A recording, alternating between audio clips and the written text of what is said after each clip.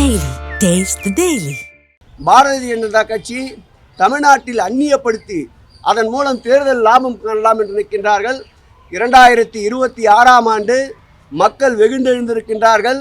இந்த திருப்பரங்குன்றம் திருக்கோயிலை பொறுத்தளவில் தர்கா இந்த கோயில் பிரச்சனையில் அவர்கள் எடுத்திருக்கின்ற நடவடிக்கைகளால் அவருடைய வாக்கு சதவீதம் பூஜ்ஜியத்தை அடைந்தாலும் ஆச்சரியப்படுவதற்கில்லை.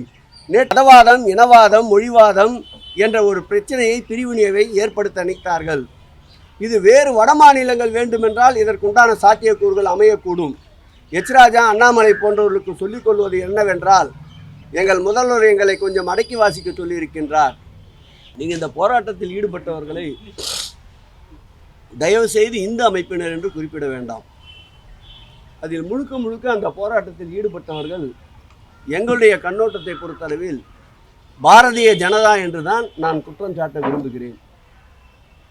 அவர்கள் ஏதோ ஒரு எண்ணத்தை மையமாக வைத்து இந்த ஆட்சிக்கு ஒரு அபாயத்தை உருவாக்க வேண்டும் என்று நினைக்கின்றார்கள்.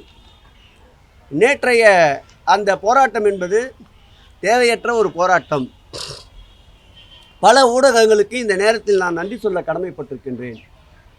பல ஊடகங்கள் நான் பார்த்த வகையில் புதிய தலைமுறை, தந்தி போன்ற டிவிக்களில் அந்த பகுதியுடைய மக்களுடைய பேட்டிகளை எடுத்து, இஸ்லாமியர் மற்றும் இந்துக்களுடைய பேட்டிகளை எடுத்து, நாங்கள் அண்ணன் தம்பிகளாக தான் வாழ்ந்து கொண்டிருக்கின்றோம், எங்களுக்குள் எந்த விதமான பிரிவினையும் இல்லை, தேவையற்று இந்த பகுதியை சாராத வெளியூரில் இருந்து வருபவர்கள்தான் இந்த பிரச்சனையை கையில் எடுக்கிறார்கள், ஆகவே இது தேவையற்ற பிரச்சனை என்று அந்த மக்களே எடுத்து கூறியிருக்கின்றார்கள்.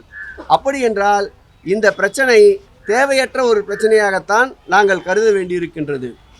திருப்பரங்குன்றம் திருக்கோயிலை பொறுத்தளவில் நேற்றைக்கு அங்கே ஒரு பெரிய கூட்டத்தை கூட்டி மதவாதம், இனவாதம், மொழிவாதம் என்ற ஒரு பிரச்சனையை, பிரிவினையை ஏற்படுத்த நினைத்தார்கள்.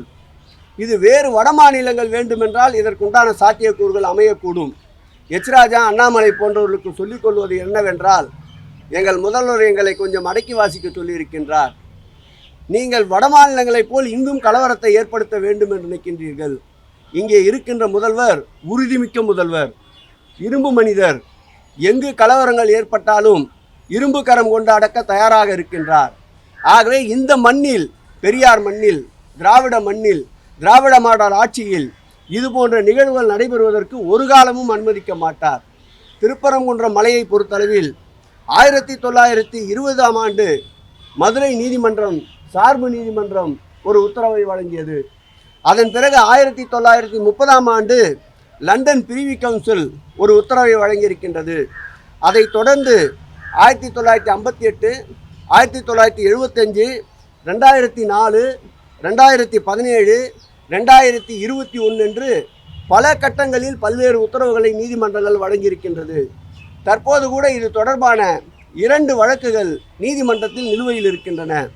இந்த கடந்த காலங்களில் எந்தெந்த அடிப்படையில் 7 வழக்குகளில் நீதிமன்றம் உத்தரவு வழங்கியதோ அந்த நீதிமன்றத்தின் உத்தரவிற்கேற்றார் போல்தான் இந்த அரசு நீதியின் அரசு என்பதால், நீதி தேவதையின் அரசு என்பதால் அதை மதித்து செயல்பட்டு கொண்டிருக்கின்றோம். ஆனால் இதை வைத்து அரசியல் குளிர்காயலாம் என்று இந்த பிரச்சனையை கையில் எடுப்பவர்களுக்கு சொல்லிக் கொள்வது எல்லோருக்கும் எல்லாம் என்ற அரசு இந்த அரசு. நீதிமன்றம் என்ன வழிகாட்டுகின்றதோ அதன்படி தான் இந்த அரசு செயல்படும். கூடிய விரைவில் துறையினுடைய அமைச்சர் என்ற வகையில் அந்த மலைக்கு செல்ல இருக்கின்றோம். மாண்புமிகு முதலமைச்சர் அவர்கள் அனுமதியோடு. திருக்கோயிலை பொறுத்தளவில் 2023ஆம் ஆண்டு தொடரப்பட்ட வழக்கும் 2025ஆம் ஆண்டு தொடரப்பட்ட வழக்கும் நிலுவையில் இருக்கின்றன. அந்த வழக்கினுடைய தீர்ப்பு எது வருகிறதோ அதை பொறுத்து அரசு அந்த தீர்ப்பை செயல்படுத்துகின்ற முடிவை மேற்கொள்ளும். அதேபோல் திருக்கோயில் நிர்வாகத்தை பொறுத்தளவில் தர்கா தரப்பினருக்கும் வழிபாட்டு முறைகளில் ஏற்படும் கருத்து வேறுபாடுகள் தொடர நீதிமன்றத்தின் உத்தரவையே பின்பற்றி வருகின்றது.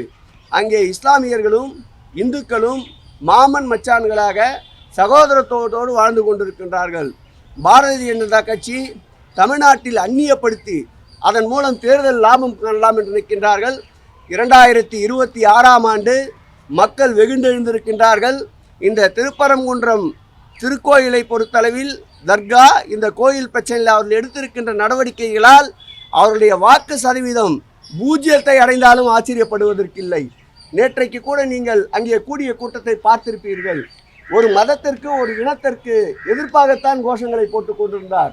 பொறுப்புள்ளவர் என்று சொல்லிக் கொண்டிருக்கின்ற பாரதிய ஜனதாவில் இருப்பவரே ஒலிபெருக்கியை பிடித்து மதத்தால் இனத்தால் மக்களை வேறுபடுத்தி கொண்டிருக்கின்றார்.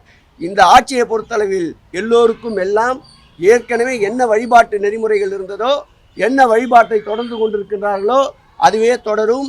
நீதிமன்ற தீர்ப்பின் அடிப்படையில் மாண்புமிகு தமிழக முதல்வர் அவர்கள் நிச்சயம் நீதிமன்றத்தின் வழிகாட்டுதலோடு ஏற்புடைய கருத்துக்கள் என்றால் செயல்படுவதற்கு தயாராக இருக்கின்றோம்.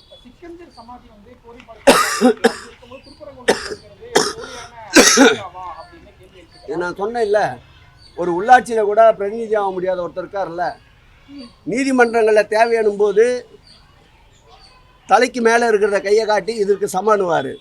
தேவை இருக்கின்ற போது நீதிமன்ற தீர்ப்பை ஆகா ஓகோன்னு பேசுவார். இரட்டை நாக்கை படைத்தவர். அவருடைய கேள்விகளெல்லாம் பத்திரிகை நண்பர்கள் அவ்வளவு செவிசாய்க்க வேண்டாம். இனத்தால், மொழியால், மதத்தால் மக்களை பிளவுபடுத்த வேண்டும் என்பதுதான் அவருடைய நோக்கம். அவர் ஒரு மனிதனே அல்ல. ஆகவே அவருடைய கூற்றுக்களை எடுத்து இது போன்று விஷம பிரச்சாரங்களுக்கு முக்கியத்துவம் அளிக்க வேண்டாம் என்று பத்திரிகை நண்பர்களை கேட்டுக்கொள்கிறேன். பாதகம் செய்பவரை கண்டால் நாம் பயம் கொள்ளலாகாது பாப்பா. மோதி மிதித்து விடு பாப்பா, அவர் முகத்தில் உமிழ்ந்து விடு பாப்பா.